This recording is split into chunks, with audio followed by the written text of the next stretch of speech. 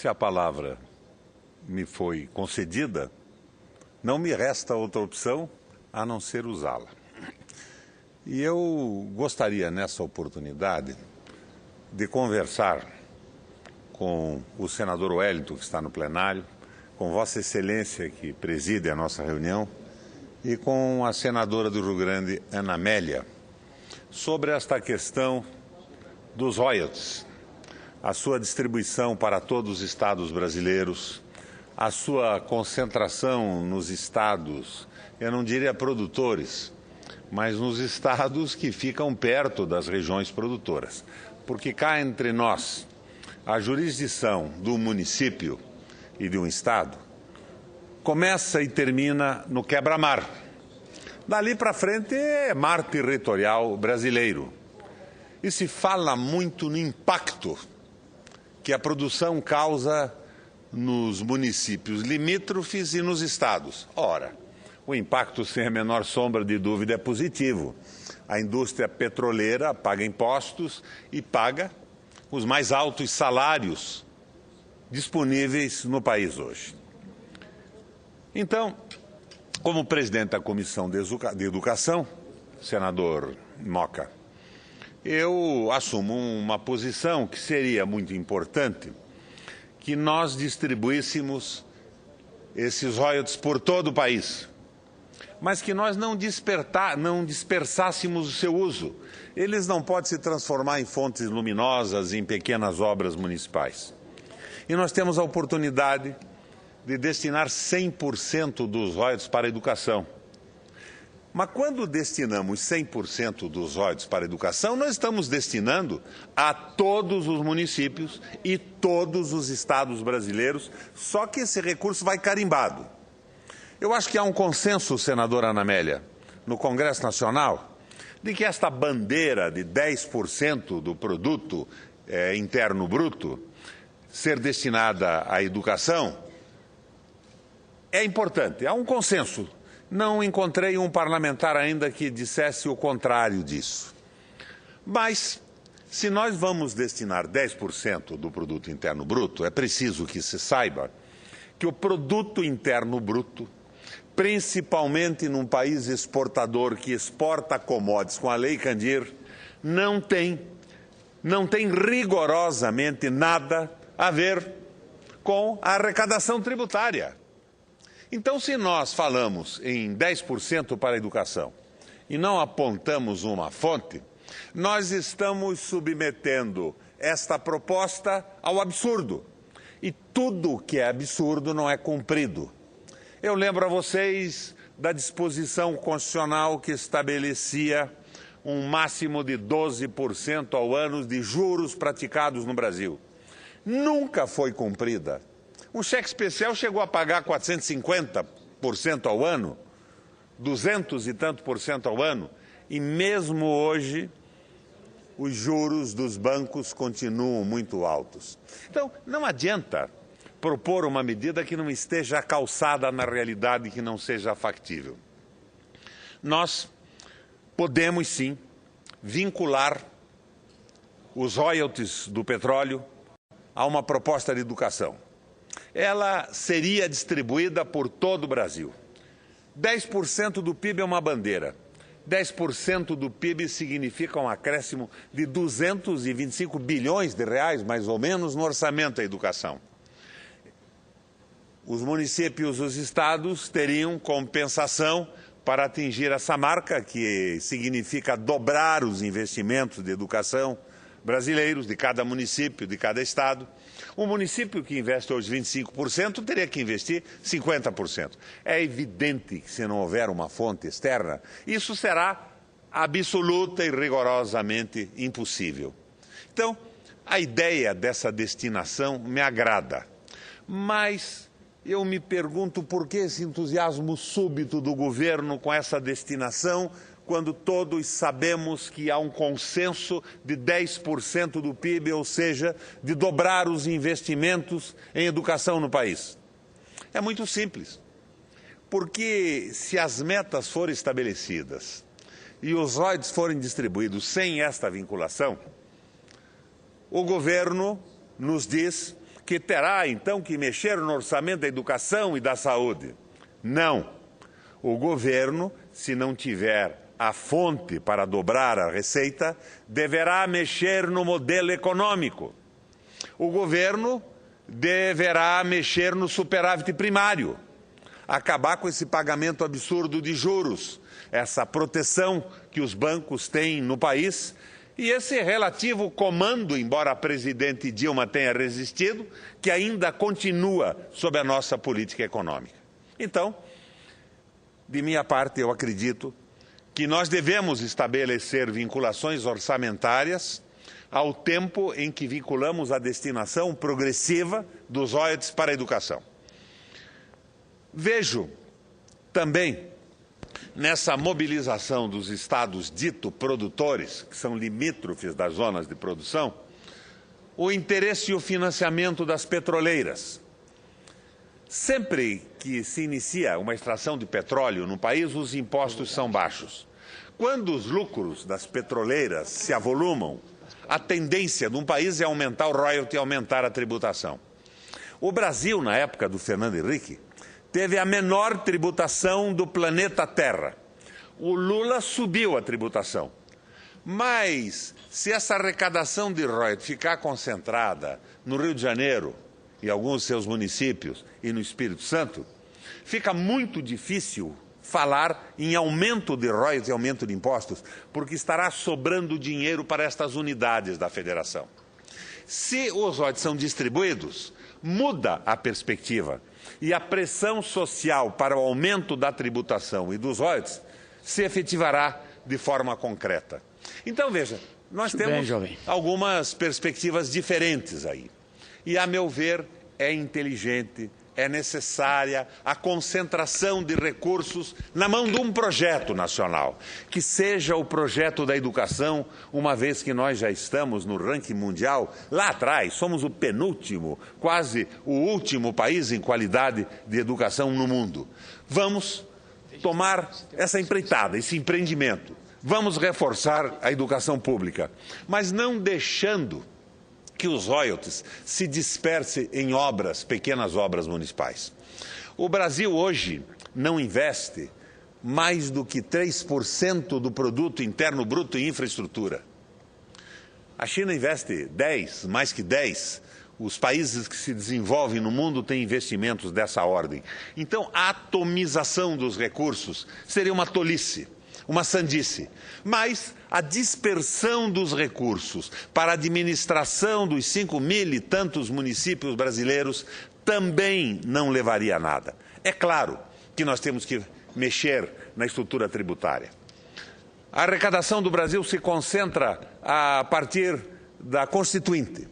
À época da Constituinte, nós votamos no Congresso uma estruturação que fazia com que 80% da arrecadação da União estivesse vinculada a IPI e Imposto de Renda, que constitui o fundo de participação de estados e municípios compartilhados por todo o país. O modelo econômico, o advento do superávit primário, os juros altos pagos pelo Brasil aos seus empréstimos, fez com que a União progressivamente fosse aumentando aqueles 20% de contribuições financeiras que chegaram a 60%. Pela cobiça da União, pelo ódio ao Estado e aos municípios? Não. Simplesmente porque o modelo econômico exigia o superávit primário para pagar os juros dos credores externos, os juros cada vez mais absurdos, que continuam absurdos ainda hoje com a resistência da nossa presidenta Dilma. Essa arrecadação não compartilhada sai de 20% para 60%. E a arrecadação compartilhada, o fundo de participação composto pelo IPI e pelo imposto de renda, cai de 80% para 40%. Ou seja, estados e municípios tiveram a sua transferência de fundos nacionais, de fundo nacional, cortada pela metade, de 80% para 40%. E isso tudo em função de um tipo de política econômica bem sucedida, iniciada pelo Collor, continuada pelo Fernando Henrique e abraçada pelo Lula, que a complementou com posturas firmes de compensação social, com as bolsas, o aumento do salário mínimo e tudo mais, chegou ao fim. Nós estamos vivendo de crédito interno, o endividamento das famílias é uma evidência e estamos utilizando esse crédito para comprar bens importados. O desenvolvimento industrial brasileiro estiolou. Eu repito o que já disse algumas vezes nesta tribuna. Em 1980, o Brasil produzia mais do que a Tailândia, a Malásia, a Coreia do Sul e a China juntos. Um estudo da ABIMAQ nos demonstra que em 2010 nós não chegávamos mais a 15% da produção industrial desses países. Sem produção industrial não temos empregos consistentes, não teremos jamais um país soberano e nós estamos nos transformando num país de economia primarizada. Nós estamos exportando commodities, petróleo, minério de ferro, açúcar, carne, soja, milho, basicamente. E esta situação é extremamente prejudicial para o Brasil, fora deste momento especial da economia, em que a quebra dos países e o crescimento da China nos melhorou aquilo que o Brizola criticava com tanta veemência, que era o prejuízo relativo em função da desvalorização das commodities e da tremenda valorização dos produtos industrializados. Mas esse momento está acabando. E essa política que seria, ou que é conhecida como a política do Lula, a política lulista, se esgotou. E eu não vou fazer crítica a essa política, porque eu a apoiei sempre. 40 milhões de pessoas saíram da pobreza, o número de brasileiros que ingressaram nas universidades foi fantástico, mas o modelo está esgotado. E nós temos, sim, que pressionar essa política do superávit primário. Na verdade, o que eu quero fazer com que vocês que me escutam entendam é que, ao lado do benefício extraordinário, que seria o direcionamento dos royalties do petróleo para a educação, existe um veso conservador de não mexer no orçamento, ou mais exatamente, não mexer nas reservas do superávit primário para pagar impostos e manter este modelo econômico que privilegiou, sim, massas populares, mas fundamentalmente fez com que os banqueiros brasileiros e os bancos que aqui atuam batessem recordes do livro Guinness de uma forma continuada e repetida que ainda não se encerrou. A nossa presidenta Dilma está no caminho certo, mas para mim, embora o caminho seja o certo, se nós andarmos muito devagar, chegaremos atrasado ao destino. Eu vejo na política econômica do governo marcas corretas, enfrentamentos necessários, mas sem a devida radicalidade e coragem. Elogio a presidenta pelo seu pronunciamento na Argentina e me associo aos elogios feitos pela nossa senadora do Rio Grande do Sul, Ana Amélia.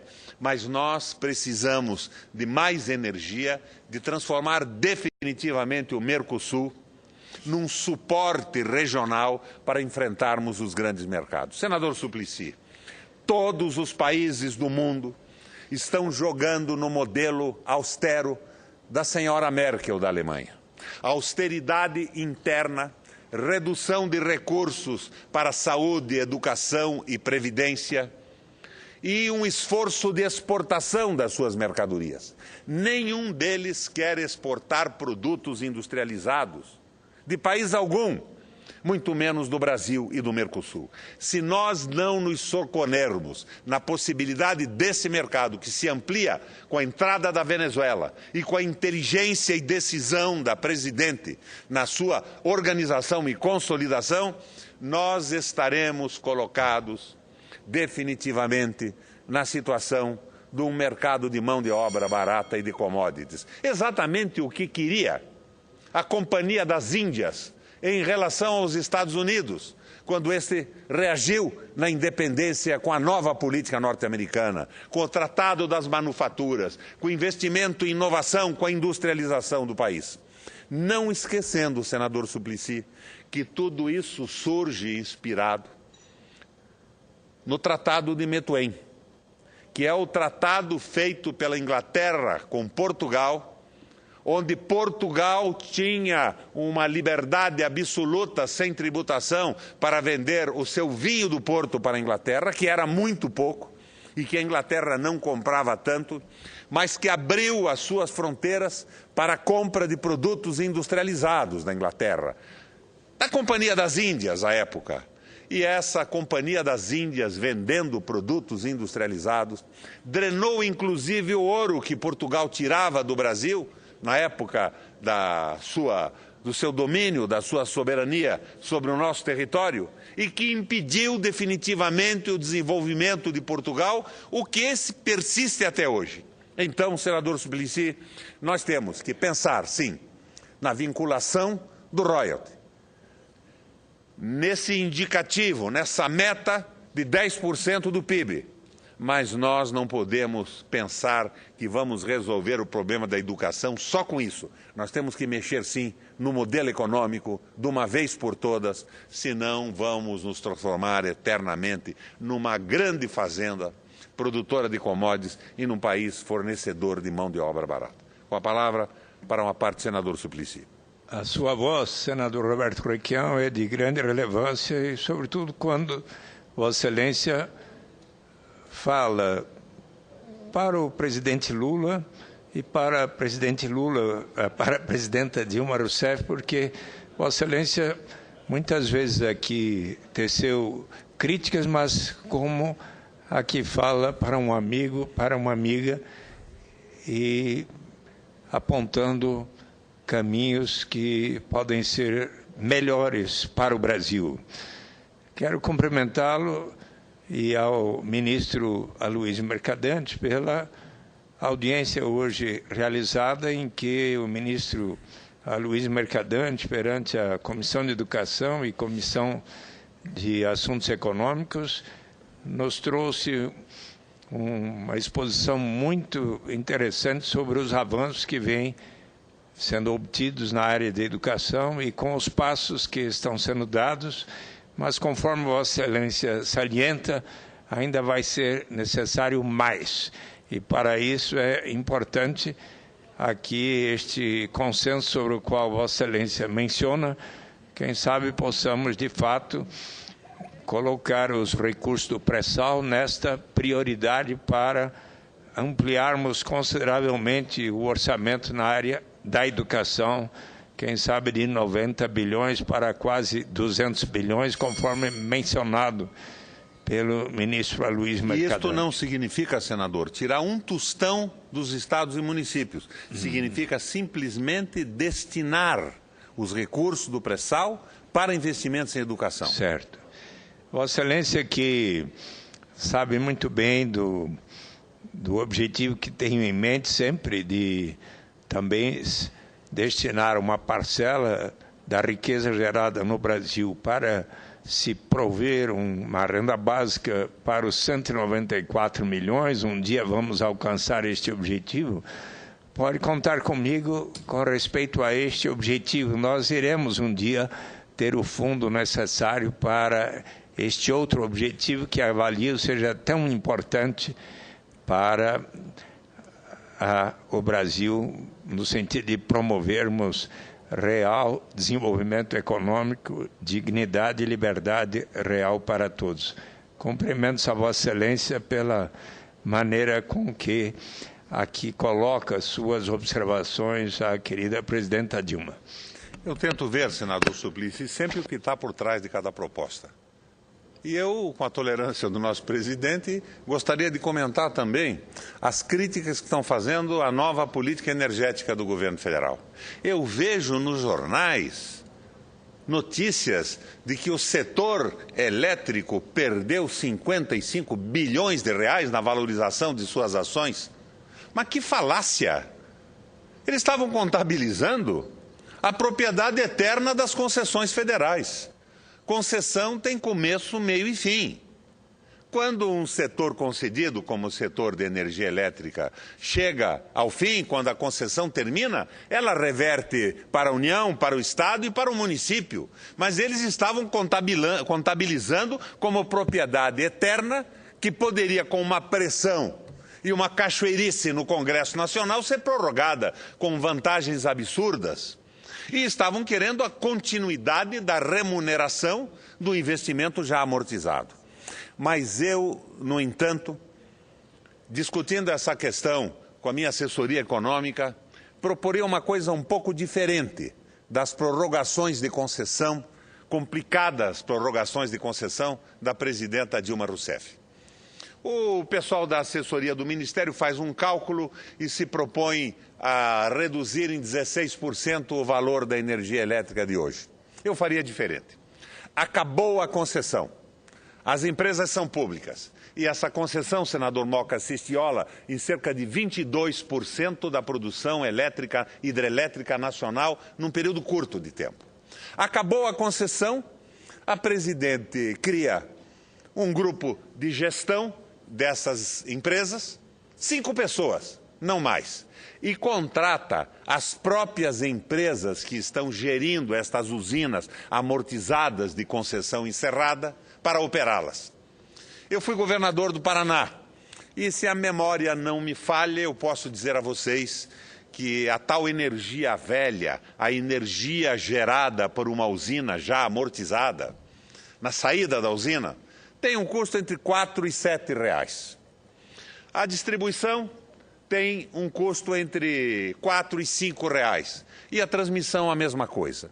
Então nós poderíamos oferecer não um desconto de 16% na média, mas nós teríamos uma energia que poderia ser oferecida, por exemplo, para uma indústria onde se dispensa a distribuição, temos só a transmissão, por R$ 15, que é o preço internacional. Nós estaríamos alavancando a produção agroindustrial brasileira, a produção de tecnologia de ponta, setores de intensa utilização de mão de obra, estabelecendo a competitividade e dando um impulso extraordinário para a nossa economia. E poderíamos, sim, reduzir também, sensivelmente, a energia doméstica do país inteiro num percentual razoável. Mas a utilização dessa energia extremamente barata na mão do Estado seria uma alavanca importantíssima para o crescimento do Brasil nesse projeto do Mercosul e um arranque definitivo para a nossa energia. Mas embora, senador Suplicy, como Vossa Excelência mesmo observou, a gente faça aqui da tribuna críticas acompanhadas de sugestões, o nosso governo federal faz para todos nós, não para mim, no Senado da República, ouvidos moucos. Meia dúzia de tecnocratas, alguns informados, a maioria absolutamente desinformada, nécios, amadores da administração pública, desprezam, por exemplo, no Senado, 10 ou 20 governadores com experiência de anos de governo, com seus erros, com seus acertos. E a coisa continua dessa forma extraordinariamente lenta e nós estamos decididamente num plano inclinado, apesar do esforço da nossa presidente. Obrigado, presidente Moca, pela tolerância com o tempo, mas afinal de contas, nesta quinta-feira, nós estamos sem matéria para votar e com o Senado da República relativamente esvaziado, não em qualidade, porque aqui está a senadora Ana Amélia, o senador Suplicy, o senador Eliton e Vossa Excelência. Obrigado pela tolerância.